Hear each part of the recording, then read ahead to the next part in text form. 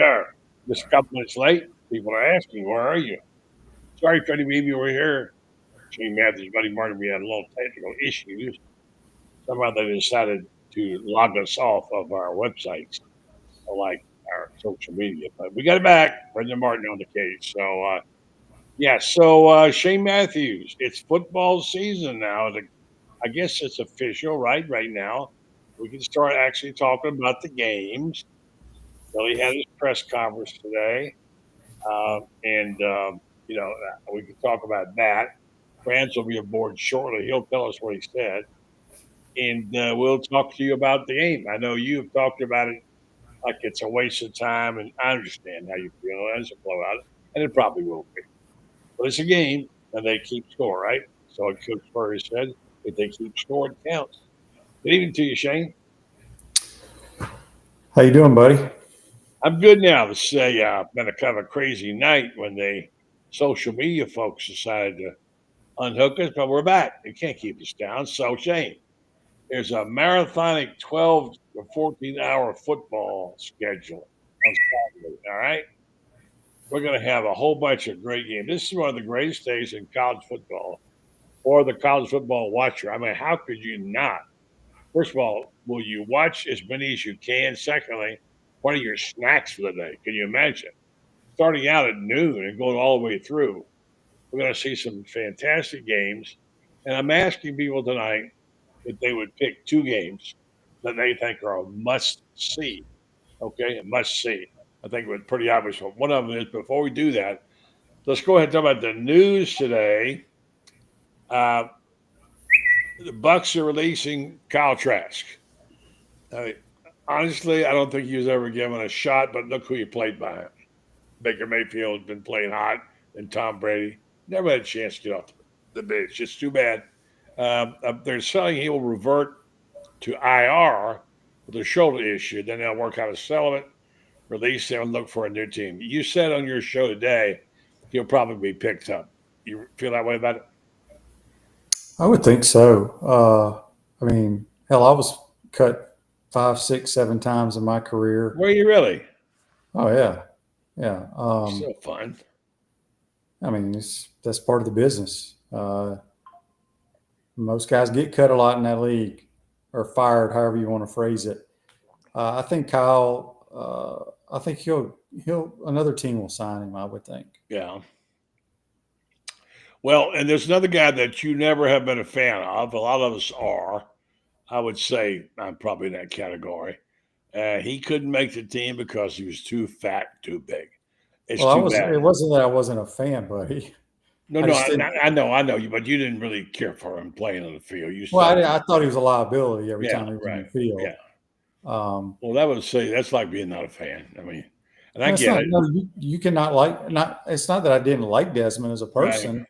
I just didn't think he was a very good football player. Uh, I thought he was a liability every time he was on the field, personally. But that doesn't mean I didn't like him. But you got to admit, a lot of people had a lot of fun, especially that last game where he got to carry the rock, and got to have his refrigerator Perry moment and whatever. And he did play some decent ball from time to time. Anyway, we can argue about that. But uh, so there's a couple of guys there. And another Florida player did really well with the Texans this weekend. Your guy, you call the shot. You said he was going to play in the National Football League. Yeah, I mean, And I don't know if he'll be their third guy or be on the practice squad, but I think mhm, Graham, he's going to be just like Trask. I think mhm. they're going to be backups for a long time in the league. Yeah, he was has best performance of the whole season. The Texans won 26-7 over the Lions. Mertz went 14 for 16 for 145 yards, one touchdown, no interceptions. And he hit a former Badger guy he played with for a touchdown, Keydon Slovis. And so he led the offense to a dominant half, 9-play field goal drive, 8-play touchdown drive, 11-play touchdown drive, 16-7 halftime lead. So good for him. Maybe he will make it. The more I hear from people, like I talked to Jake Slaughter, he told me Jake Slaughter was taught so much by him how to recognize a defense when he makes his calls as a center. And he said that nobody could do it better than Graham Mertz. And he learned a lot by playing with him. So, yeah, he did. He helped a lot of people. Certainly, he helped DJ Lagway. So I'll give you kudos on Graham Mertz. You've been a believer in him from day one. You said you thought he'd make it to the league, and now maybe he'll make it. Maybe he'll have a career. Hey, we know people who may have a really nice career being a backup quarterback, don't we? Yes. Listen, what I try to tell people, there's only 32 quarterbacks that can play. Mm-hmm. Mm-hmm. And if you're not one of those, Yeah. find your role. I have no doubt when I first met Graham Mertz and saw him play that he would not be, I thought he'd be an NFL backup because of his knowledge of the game, the things he does that you can't teach. Yeah. And it truly amazes me how these damn people that are in the front office of these different organizations still think they can take guys and make them better, whatever position, after they've watched multiple hours of tape and games of tape. It just blows me away. It makes no sense to me. Yeah. Well, knowledge of the game is a wonderful thing. You had it. But, buddy, the eye in the sky don't lie. Mm-hmm. Meaning the tape. When you can't perform on the tape, that doesn't mean if you go somewhere else, you're going to be able to perform after you've put multiple hours and plays on the tape. Mm-hmm. So anyway, we don't have to talk about that, but it blows my mind. Yeah, I got you. All right, now I want to get to a subject before we get to Billy and his press conference and the game on Saturday, because we got a game on Saturday, and that's a good thing. We can talk about what kind of game it is and what we expect to learn out of all this. But the fact remains is that we got football, and we got some great football going on right here on other fronts. What a day for football.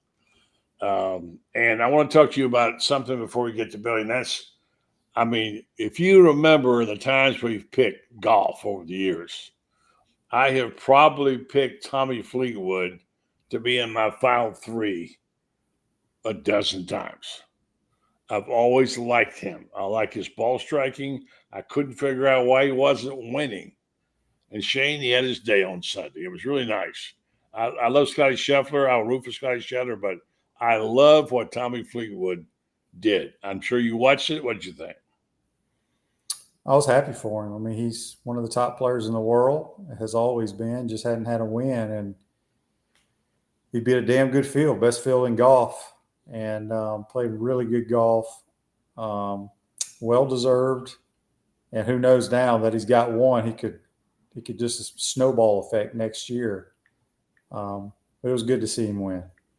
It was a good feeling. It was a great moment there. And even though he's not American, and that's the point where I root for the individual. You know what I mean? I want the Americans to win. Naturally, I want them to win to win the Ryder Cup coming up. It's going to be great. Shane, last thing before we go to Billy and his press conference, which what classifies upbeat today. We'll talk about that. You don't follow baseball that much. No, you don't follow the Rays. But what a player. If you like baseball at all, this young Junior Caminero, he's a once-in-a-lifetime player. He's 22 years old. He just hit his 38th and 39th home runs. 22. And he's a terrific infielder, and he's was in a home running contest. Now they got this young shortstop, too, that got called up. He hit a home run in his first game. And these two guys are going to be with this team for a while. Now, look, they're going to win any pennants anytime soon. They're going to trade him away, buddy. Don't. Well, not yet, because he's only his first year of his contract. So they usually the third or fourth after they get their first contract, but they'll pay him. And they pay a couple of guys.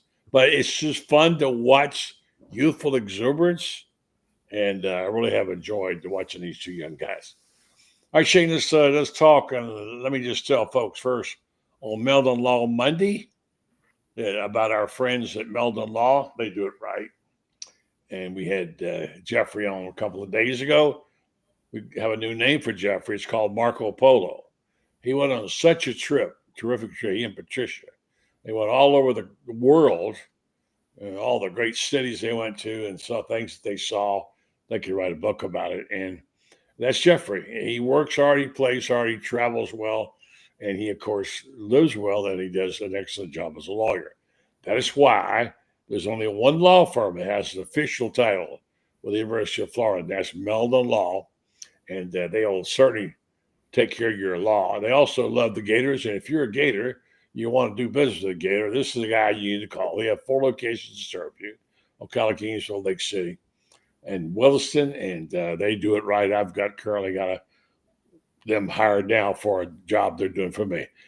Check them out. Go by and see them. Talk football or talk law, or see if you have a problem, you don't know what to do. Go talk to one of the people at Meldon Law. Meldon Law, they won't back down. All right, you probably didn't see Billy's press conference today, right? No. Okay. I kind of highly do recommend it every now and you do, because there's something about body language that speaks to itself. Not that he had anything that drastically different, but we do have to remember the Long Island Sharks come to town. Ben Hill Griffin, 7 o'clock Saturday night on the SEC Network, on a great day for watching football. I will be watching every game I can for 12 to 14 hours. Shane, I know you'll be watching the Ohio State Texas game. Is there any other game that grabs your eye? I'll be watching a lot of games in the booth. Yeah, probably more in our game. I know it's hard to. Yeah, it's hard to focus. I can't. I think LSU Clemson is going to be a phenomenal game. Yeah, I do too. That's one of I got. I got that marked. LSU Clemson, and then I mean other good games. Nothing that knocks me out, but I certainly will probably catch a little of Alabama, Florida State. You know, Tennessee, Syracuse, maybe. And they're going from 12 noon till 10 o'clock, which means you got wall to wall football for over 12 hours. It's going to be great. And we've got the preseason AP top 25. I don't think anything's changed since then. Florida is 15 still, about where they belong, I would think. Wouldn't you think? 15? Yeah, I guess so. Yeah. And then, of course, you know how the top 5 go: Texas, Penn State, Ohio State, Clemson, and Georgia. Notre Dame, who plays, I believe, Sunday, right? Don't they? Mm-hmm. Yeah, several other games the weekend. They're 6. Oregon is 7. Alabama's 8. LSU 9. And Miami is 10. Still hanging in there. I'm not sure why. Then you got Arizona State, Illinois, South Carolina, which I think is overrated, Shane, in my opinion, and then Michigan and Florida. So, out of all those teams, which ones do you say are is the most overrated? Well, I mean, I think we can all determine that after we watch them play a couple of weeks. But I'm still not sold on South Carolina due to they have a talented quarterback, but he's really inconsistent. And inconsistency to me is one of the most important parts of playing quarterback. You know, I know fans get excited about the splash plays, but I need to get my quarterback to make the basic play pretty much every time. So I would go with South Carolina as my overrated team. Yeah, and you think it's because of Lenore's Sellers? Well, look, he's a big, you know, he's 6'4", 245, can run, can throw. Had a really good year at times last year, but consistency is all I care about. You know, I talk about the traits I like in quarterbacks, and I never put consistency in there, but maybe I'll start doing that. Yeah, that maybe so. Could be. All right. So, what are you looking for besides the obvious? We know DJ, and by the way, today he declared DJ as the official starter. Didn't make anything. I liked it. He was firm. Well, let's just find out. Here's a guy who was there. I thought he sounded to look good. And let's see what body language and what Franz Beard picked up at the press conference. So let's go see if we can bring Mr. Beard in here and tell us what he saw and heard today. from the pressure. So stand by 1 second. What a night! Got a couple of thousand watching on Twitter, but they don't show up here. Okay. Good evening, Franz. How you doing? Another day in paradise, guys. Yeah. What was your estimation of how things went today at the press conference? Uh, I thought Billy Napier was very calm, very confident. Um, not not what I'd say bursting with confidence. I mean, he's not. You don't hear any exuberance, but at the same time, you don't hear any hesitation in his answers. He makes good answers. He doesn't hesitate. Gives thorough answers, something he hasn't been known to do the previous 3 years. I think he understands he's got a better prepared, more experienced team that's ready to go. Now, granted, the three of us could be in the backfield and be ready to go against Long Island, probably. Maybe, as Shane has said, the worst team that's ever come to Florida Field. And of course, for those who don't know, they were a late in the schedule replacement for FAMU. FAMU was supposed to be here, and FAMU had to back down because of various reasons within their athletic department. And LIU happened to be available. Otherwise, it still would have been a massacre. Okay, whether it's FAMU or LIU, it's just that LIU will probably go down worse. And I think at some point in time we had a 70. We scored 77 in a season opener against a D1 AA team. I think it was West Texas. This could be worse than that. All right. So you didn't really learn anything from the press conference today. He said what you expect him to say. Of all the quotes that I copied a lot of them down. What was the one that stuck out for you in your story? I haven't read your story yet. What were the 1 or 2 quotes? I'll ask you about one, but go ahead. Well, the first thing that stood out to me was I asked him the question, what stands out about now compared to when you the previous 3 years? And he gave a very concise answer, buddy. I mean, it's hard to argue with a guy that comes in there and gives you good answers that are, goodness, I was impressed with what he had to say. Let me get it over here. I've got. All right, while you're doing that, just let me say what he said was, DJ's the starter. Yeah, he has been 100% participant in practice here several days. I'm not sure he couched it just a little bit there. He obviously didn't go full speed, but he was involved, right? Yeah, this was his first and only practices that he's gone full speed. And granted, now he didn't say full speed. He's 100% participant.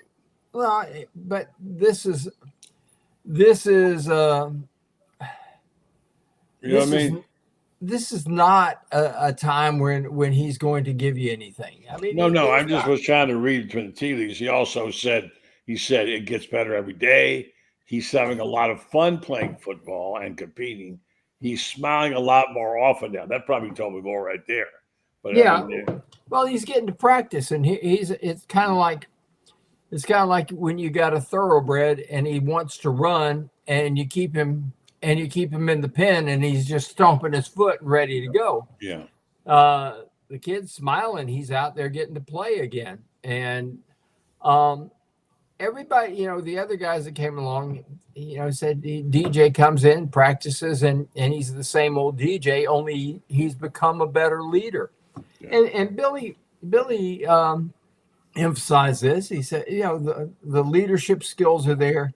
The kids are better. The kid's better at being prepared, ready to go, etc., like that. Yeah. Let me get to what Shane. I'm sorry, Franz. Let me get to what Shane said. I think on your show today, and you said multiple times, you said you have to have people in your face. You have to basically have to be under live fire, right? I mean, you basically can't. You just can't sit there and watch. You got to participate. You got to have guys running in front, right? What was you said on your show today? Something like that. Well, I think it's important for quarterbacks to get live reps. Look, I think DJ needs to play a half.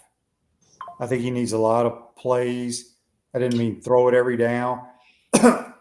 Everybody talks about they're worried about injuries.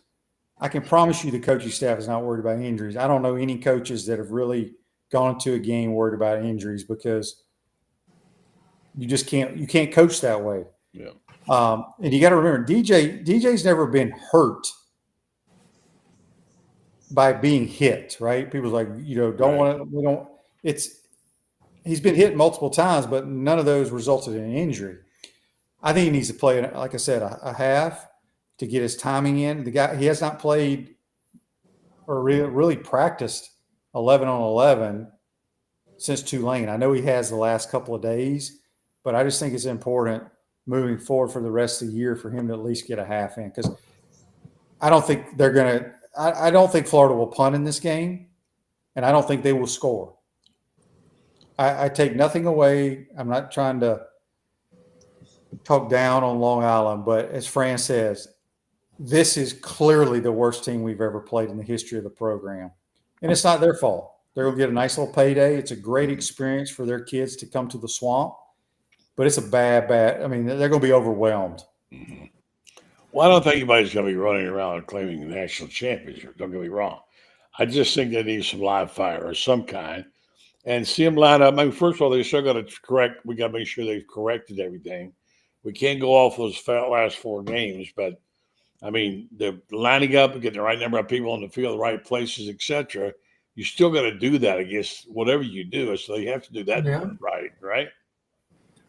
Well, here's the thing: is game 1. There's a reason why lots of people prefer to play a bad team in game 1, because the mistakes aren't as glaring to the public as they are to the coaches. You can make a bad mistake in a game like this and get away with it. You're not going to do that in an SEC game, or like last year against Miami in the season opener. You play a game like this, you can make a bad mistake, you can get away with it, and which is why coaches like it. Now, going to a 9-game schedule, guess what? The paycheck games are, against D1 AA teams. You can forget those. Those are going to be out of the question. You're going to have to go to the Mighty Mac and get like Toledo and Bowling Green and Ohio U and people like that who play a little bit better brand of football. But all right. It's all relative. You got a quarterback that's going to really play for the first time. You got a bunch of receivers who are going to be out there catching the ball for the first time, and you got an experienced offensive line, and Florida's going to pound the hell out of them. Yeah, and he would not even give a hint as to who would be the backup quarterback. He wasn't going to give that out or say that because they went out a certain way that necessarily were ranked in any order. And I know that this guy also was there with you, and he heard it. I don't know what we can discern. We're probably looking for something to read the TVs on. I'll ask Kevin Brockway what he thought of the press conference today. Did he learn anything? Even to you, Kevin? Well, I think we had to establish whether DJ was going to play or not, right? Because there was still that lingering last second of doubt, and I think he is. And I don't know, it's interesting. I heard Shane say play him for a full half, maybe a quarter and a half. But because I'd play him a whole half. He ain't playing enough football. I think it's important. That's just me personally. Yeah. I think the risk of injury is always going to be there, right? But the calf, people always worry about the calf leading to the Achilles and how much strain you want to put it. But, I think that's interesting. Do you think he's honest about the backup quarterback? I think he is, with regards to that. I think he still doesn't quite know, because I think mainly because I think he has 2 guys that really haven't, been that consistent in practice is my best guess. And then a third guy who's really young, who's probably got more upside and more talent, Tramel Jones, but maybe doesn't quite have a grasp of the offense yet. Well, I mean, you can't, like Shane said, you can't play scared. And if you start putting a guy in there and trying not to get hurt, that's when you get him hurt. Yeah. You can't be tentative about it. And they got to let him go play. If he gets a hangnail, he gets a hangnail. You know, whatever it is, you can't.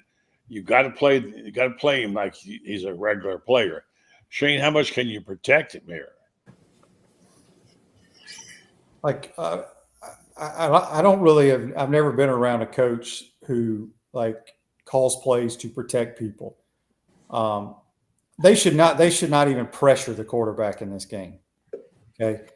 Like I said, DJ doesn't have one injury due to a tackle or a collision, right? It's not like he has concussions or broken collarbone. Everything he's done with the injuries that we're aware of, non-contact. I think you just got to go out there and let him play. And I really think he needs to play. He's an inexperienced quarterback, even though he played 6-7 games last year, but he's had so much time off. Now, if he participated in the spring and all of camp, I may feel a little different about maybe a quarter. But I really, moving forward for the rest of the year, I think he needs to play at least a half. All right. So what do we need to see besides the obvious on from this football team, and of course, naturally from DJ, to feel good about the next game? I'll start with you, Franz. What do we need to see on Saturday besides the obvious? What would you come away feeling like, okay, this team is on the right direction, or they still unfinished business? What do you need to see, Franz? I want to see no false starts on the offensive line. I want to see the defensive guys get out there and get lined up the way they ought to. And I don't want to see any turnovers. I want to see them. I don't want to see anything remotely sloppy. I want to see guys that know where they're going, what they're going to do. If it's sloppy, that's a bad omen. If they can get up there and simply line up, do what they're supposed to do, be in the right place at the right time, I'll be happy with that. Okay, that's fair enough. I think in general, sloppy would mean jumping off sides, fumbling the football, false starts, lining up wrong, fumbles, all that kind of stuff. Throwing interceptions, missing wide open guys, throwing the ball, throwing the ball short when you got a guy running wide open down the middle of the field. Yeah. Okay. All right. What about you, Shane? Well, I mean, you don't want to be sloppy. I don't, like I said, that's probably the biggest thing in this type of game, because if you only score 40 points, there's going to be a lot of complaining. I can tell you that. I think we need to just really blow them out, not try to embarrass them, but we need to score every time we touch the football. And I honestly will be shocked if they score a point. This is the biggest mismatch I've ever seen in many, many years, if I've ever seen one like this in college football. If for some reason they're moving the football on us, there's concern, because I really don't know if they'll score. And if you do have a couple of turnovers, that's okay. It depends on how you turn them over. You don't want turnovers, but just the substitutions, false start penalties, motions, jumping off sides, those type of things. Those are the things that you don't want to see in this game.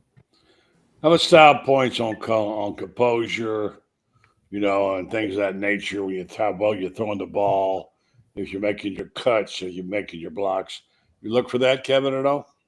Yeah, I want to see plays too. I want to see, you talk about no turnovers. I want to see the defense turn them over. I want to see big plays. Hey, like a kick return would be nice, right? You haven't seen that since 2016. Like something big, something dynamic to get the crowd into it. Like, let's see if this can be a little bit of a playmaking team as well, too. A team that can, kind of make things happen and get that quick strike, throws downfield. Let's see if DJ can air it out a little bit like he did last year. Bring a little, of that pizzazz too, because you are facing an overmatched team. So why not, take some chances here, and why not, like I said, make a play when a play can be made. Sacks, in terms of pressuring the quarterback. What they did at the end of last year. I want to see that carry over. Billy Napier's been talking all camp about championship level defense. Well, part of that is sacking the quarterback, putting the quarterback on the ground, and turning the ball over, forcing turnovers, which they did a good job of the second half of last season. So I want to see that kind of carry over. And then offensively, let's see some big plays. Let's see a big play on special teams as well. Those have been few and far between in the Napier years in terms of generating some excitement in that regard. All right, let's address this thing from the standpoint of what we expect to see and what we think, where we think it's going.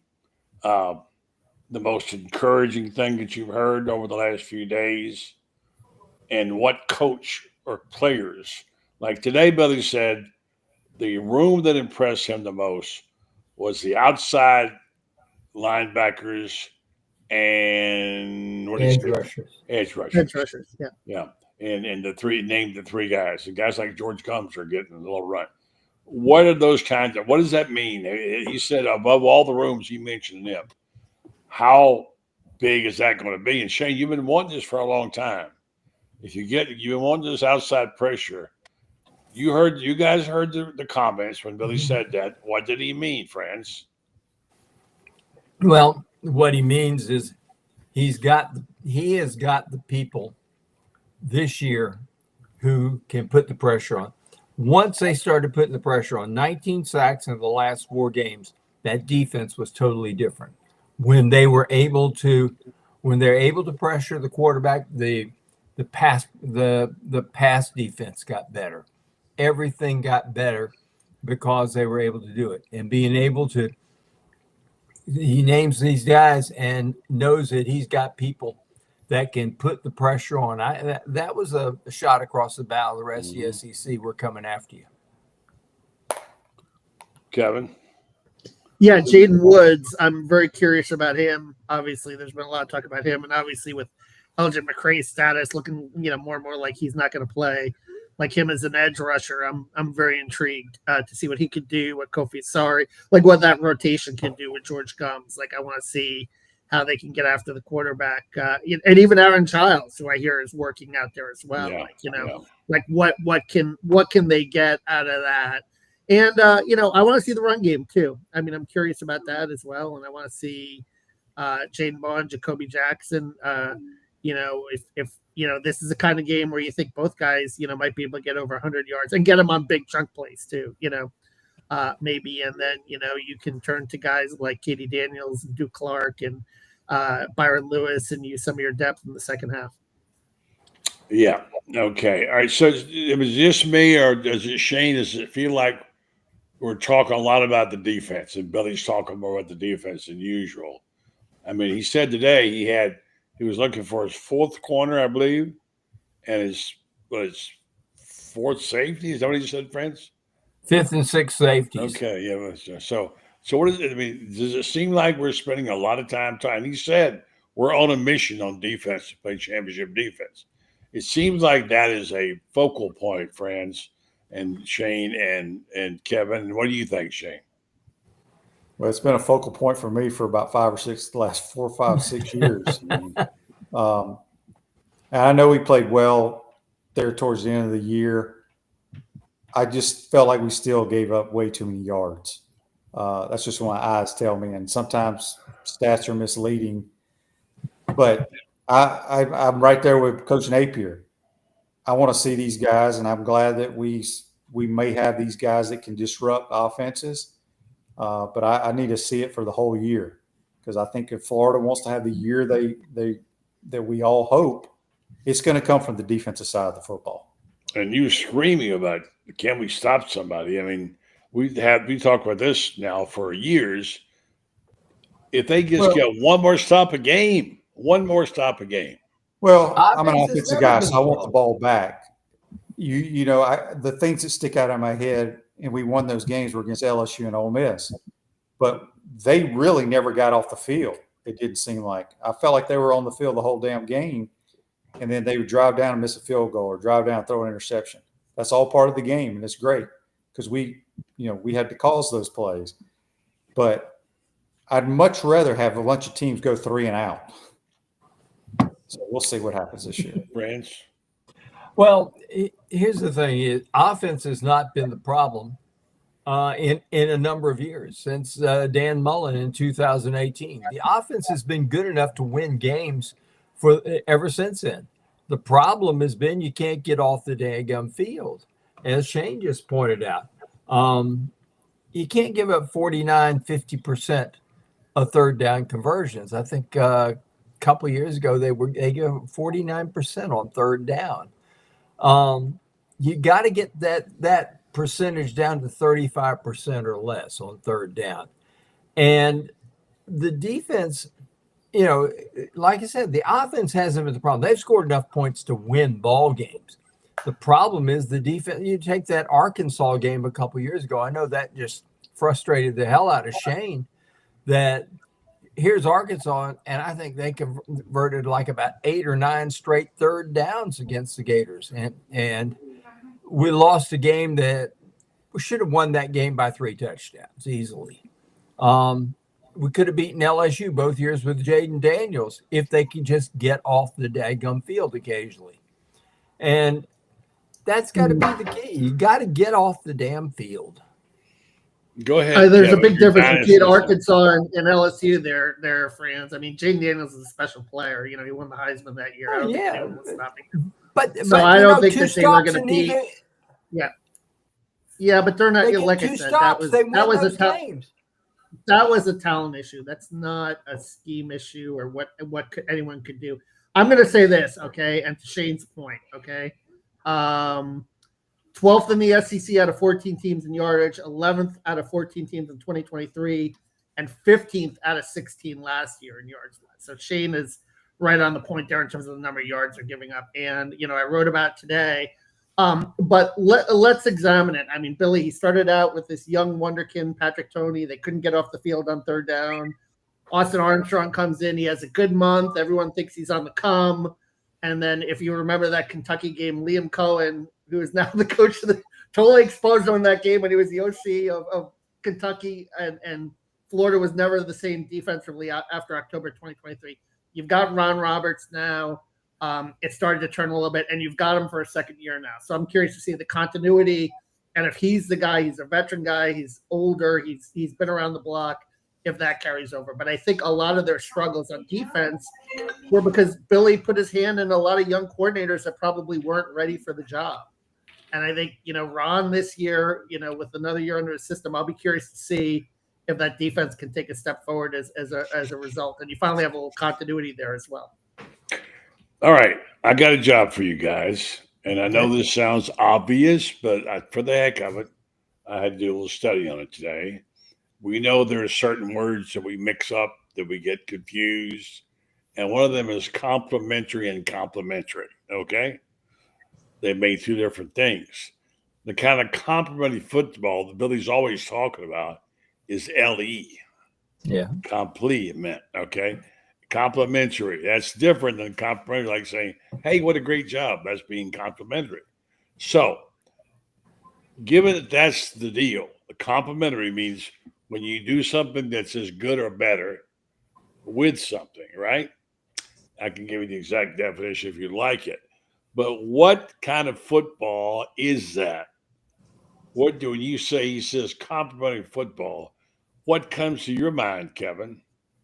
Well, I just think offense, defense, and special teams. Hey, let's not forget that Billy Napier's biggest win at Louisiana, that Iowa State game, they had 2 returns for touchdowns in that game. So getting back to that point too, like special teams, making things happen. That to me is complementary football. It's all 3 phases kind of clicking together and working together in that regard. And I think that you'll want to see that against Long Island, right, to start, and for it to continue to kind of snowball from there. But getting teams off the field on third down, getting the ball back, sustaining drives.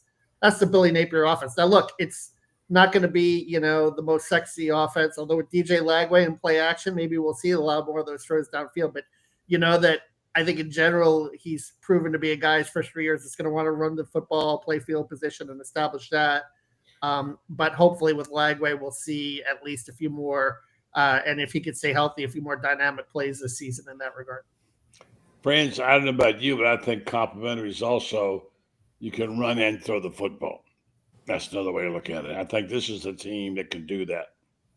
Well, you got to be able to play a game that you don't make a mistake that causes, you don't make a special teams mistake, for example, that puts your defense in a bad situation, or you don't make a special teams, like shank a punt, or you throw an interception, or things like that. You can't be making mistakes that leave another phase of the game in the lurch. And to me, you got to be able to run it. You got to be able to pass it, just like you said, buddy. Just like Kevin said, you got to be able to do things that all phases of the game work together. And to me, you just cannot have one phase of the game that's making the kind of mistakes that kill the other two. In deference to what Kevin said, we scored 5 touchdowns on Jaden Daniel 2 straight years. You ought to be able to win a game when you score 35 points. Yeah. But the defense didn't come through. They did not play complementary football. The offense gave you what you needed in 5 touchdowns. Gotcha. Shane, what does it mean to you? Well, it's all 3 phases helping out. It could be a situation where it could be 3rd and 15, quarterback checks it down for 7 yards and you still punt. You just helped your punt team out right there. A lot of fans will be booing, but it's a hidden yardage that can help you out. Quarterback not taking a sack, taking you out of field goal range. Defense, if you punt it down inside the 5, you have them pinned down there. It's crucial for them to flip the field and force a punt or get a turnover. That's what complementary football is to me. All 3 phases doing their job and having some kind of impact on the outcome of the game. Mm-hmm. Okay, that's fair enough. Good description by both of you. I think it's true. I think what I want to go to now is how good the other teams are. We're going to find out. We'll see one on Saturday, maybe 2 of them, more than that. But, we don't know yet. Is LSU that good? Did you see what Jack Pyron said today? How much stronger he is, how much fat he's lost and all that stuff. And he took a shot at Florida. Did you see that, Kevin?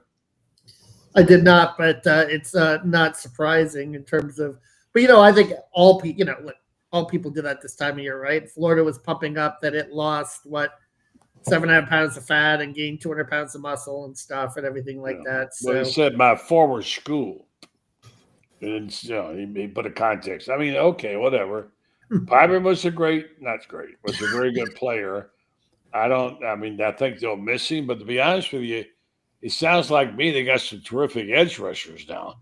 If you look at Piper and if you look at versus what they got over there now, Terry Sapp and all 3 of those guys, McCray. Well, don't forget the linebackers too, obviously with Whit Weeks and Perkins. So they're pretty good there. They're pretty stout there too. But but yet it seems like scheme wise they do tend to give up a lot of points.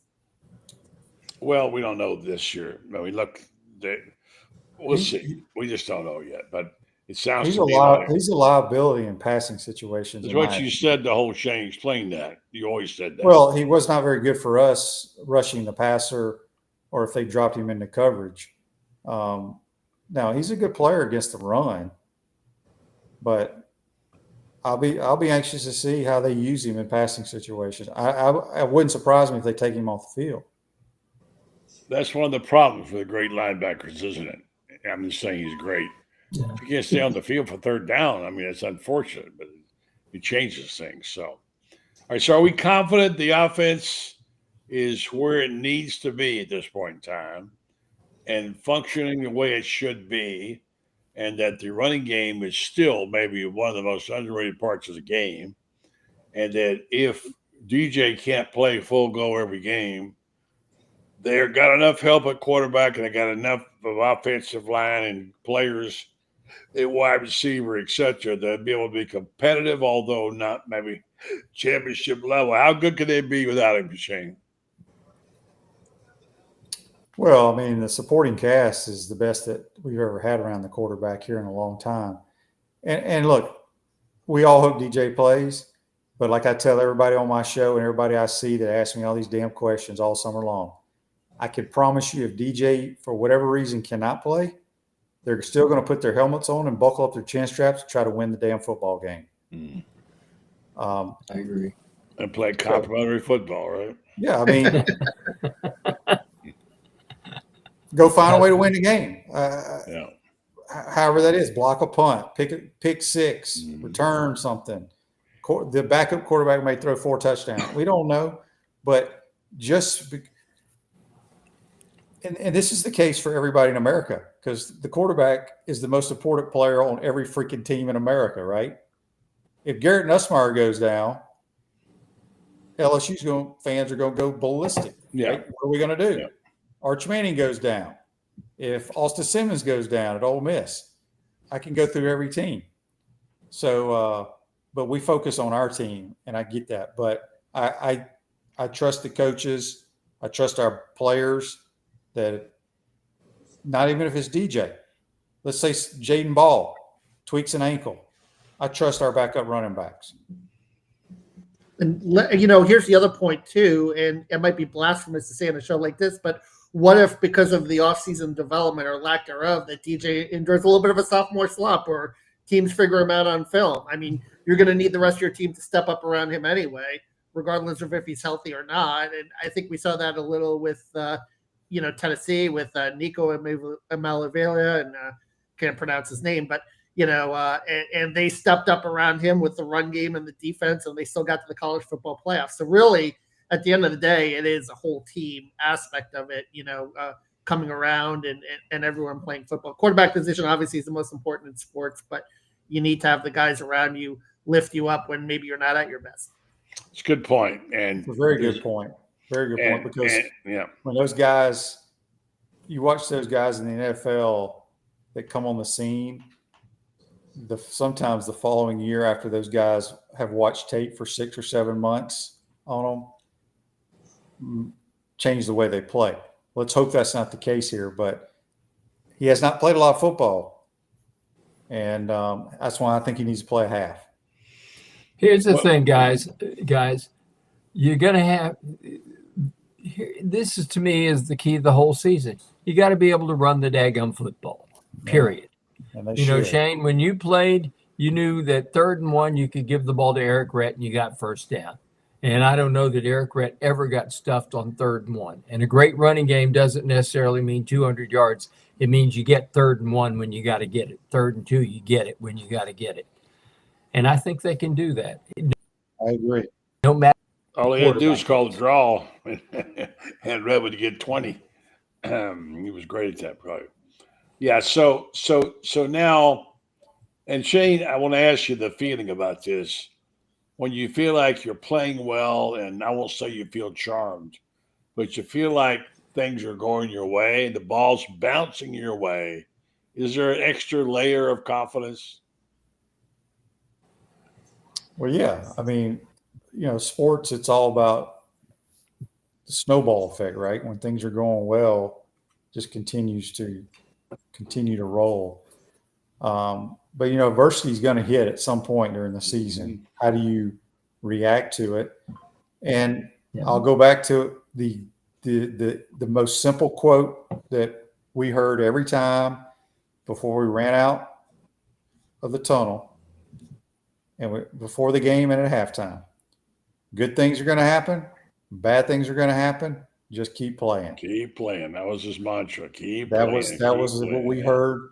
There was not a whole lot of rah-rah going on. None of that. Yeah. It was good things are going to happen. Bad things are going to happen. Just keep playing.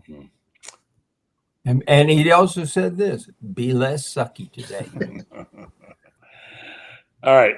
All right, guys. Now, we got a real treat on Saturday. All right. All right. And Shane, you're going to be busy. We're all going to be busy, but you're going to be the busiest because you'll be at the games. If I tell you you can watch 4 of these games, and that's all, which 4 will you watch? I'm not including Florida on that. All right. I'm going to go through the list one more time. Noon to 10 p.m. Actually, noon to midnight. And we're going to have some ball. All right. Starting with noon, we got 2 games. We got Texas, Ohio State. I'm sure we'll all be tuned into that one. And I'm not as sure about everybody is some people are about Texas beating Ohio State. Ohio State's damn good. Anyway, I think Ohio State's a 2.5-point favorite. I'm not going to get that. And then at the same time, you got Tennessee and Syracuse, which is a decent game, but I'll probably flip back and forth. Then at 3:30, Penn State and Nevada doesn't do too much for me, but I want to see Penn State at number 2. And then at 3:30 also, you got Alabama, Florida State. That'll get my interest just to see how sucky Florida State is, right? And 7:30, of course, we got Florida starting at 7. Is that right? 7 Yeah. and 7:30 on the SEC network. 7:30, you got Clemson, LSU. I'm there. I'm interested. I think Clemson's going to beat LSU. And then you've got Michigan at New Mexico, which I may miss. And then you've got also 7:30 Texas Tech, Arkansas, Pine Bluff. Another one of those, all right? And finally, Ole Miss, Georgia State. I'll miss that one. And 9 o'clock, SMU, East Texas. I'll probably miss that one. And then 10 o'clock, you got Arizona State and Northern Arizona. Now, you've also got with the weekend, other games. Who we got, Shane? We got Notre Dame Sunday, right? What else we got? Yeah, Notre Dame plays Miami Sunday. Yeah. You got Virginia Tech, South Carolina. When is that? Sunday? I'll watch Sunday. that one. Yeah, that's going to be that's going to be that's game. Yeah. And then, hey, let's not forget Belichick's debut Monday night, UNC TCU. That's going to be an interesting game That's as well. right. Just to see Yeah. what he can do. But yeah, I'm curious about that Notre Dame Miami game for obvious reasons. But I think Florida fans should be too, to see if Miami is taking either a step forward or a step back from its 2024 season under Mario Cristobal. I think Shane's taking a step back. Was that him yawning? Probably was. But it's an hour and 2 minutes past my bedtime. Well, we're going to say goodnight to you, Shane. You have a good one. I'll talk to you tomorrow morning. We're going to finish up with the guys here. Thank you for hanging in there. All right, guys. I appreciate Good it. to see you, Shane. Shane Matthews, host of Pot Up with Matthews. See you Saturday. I forgot he'd been on the whole show for an hour sitting there. All right, so guys, all right, I want you to take me home now and tell me the rest of the story. We got about 5 minutes to go here, and I heard someone say today, it might have been Dan Hinkin, talking about how confident he felt good as a Gator alumnus and as a broadcaster about this team, and there's a good feeling prevailing. I know you know as much about that, Kevin, as Franz and I are, but tell me in about 60 seconds how fragile this thing is, how close could it go the wrong way, and how confident you are that it won't. Franz, you start. Well, I think the key, the whole season, are games 3 and 4. Florida has got to at least get a split. 2-0 would be beyond, the beyond anything anyone could expect. But they got to go at least 1-1. If they start out 0-2, they finish out September 0-2 with Texas coming to town. That's not a good omen. I think that September is the key, and I think those 2 games right there are going to determine the rest of the season. If they win both of them, then Billy's got himself a heck of a ball club. And if they lose both of them, the fan base is going to go nuts. Kevin.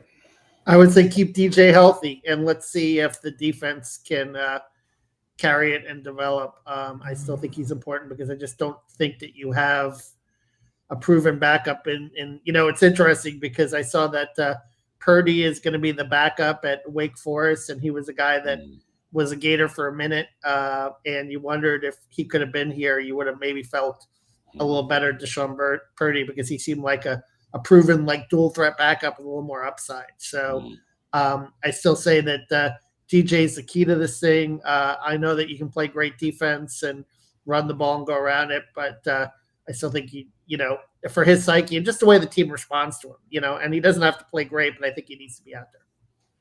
Yeah, how does it? The last one. What player or players or group gets you the most excited about this team?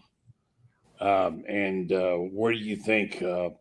Which ones do you think are going to come through? We haven't talked about that much.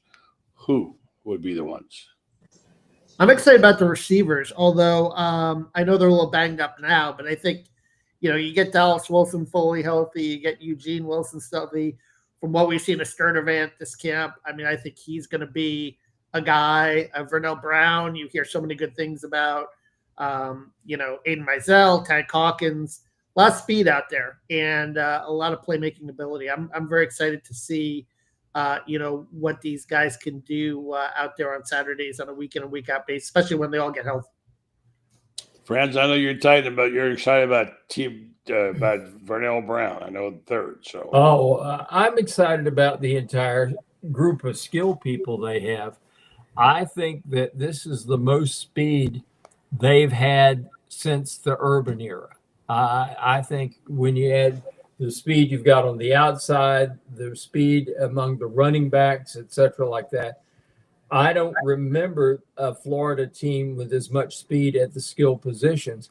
And if we're speaking about speed, I don't remember a Florida defense with this much speed since maybe Muschamp's second year. And that was a great defensive team that year.